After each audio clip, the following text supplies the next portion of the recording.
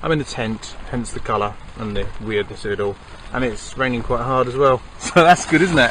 Anyway, I wanted to talk today about two common claims that are made by atheists, not all atheists obviously, and one of them is that we theists are just atheists for every other god. I want to explain why that's not so. The idea behind us being an atheist for everything else is that cultures develop their own mythologies which are incompatible with each other, and in fact that isn't generally what tends to happen.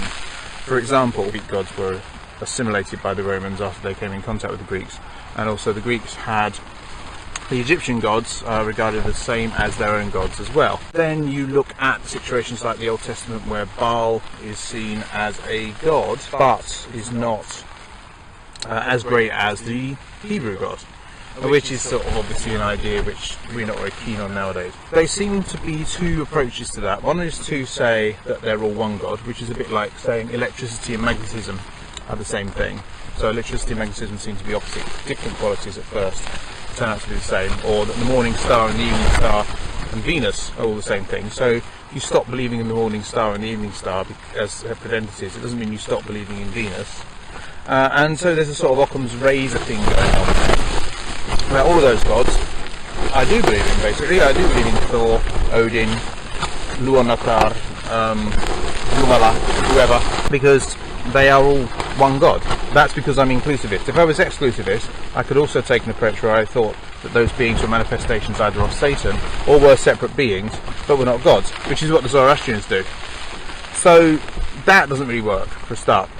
The other thing is talking about the idea that atheism is the absence of the belief in God. I think that's interesting, mainly because it's almost like outsider art. It's like, this is not what the establishment thinks. The establishment thinks, incidentally, and by that I mean philosophers, professional philosophers, and the academic community, definitely defines atheism as belief that there is no God or something similar to that. It doesn't define it as the absence of belief, but as the presence of belief. Obviously, the reason for defining atheism in a passive way is to assimilate people who are not theists. That approach could also be taken by Christians. Obviously, we could say everyone who doesn't think there's not a God thinks there is a God, which would be absurd, but no more absurd than that other claim. But the reason I quite like the claim is because it's an anti-establishment claim.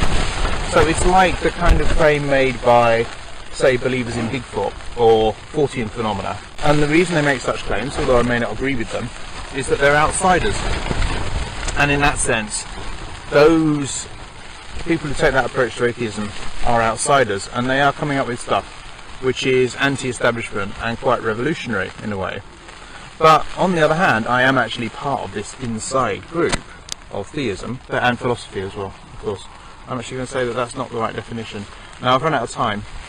I didn't really think I did the second one justice, so if you like this video, please rate, comment, share and subscribe. If you dislike it, please tell me why, so I can improve, and I won't be in a tent in future probably. And I'll see you tomorrow.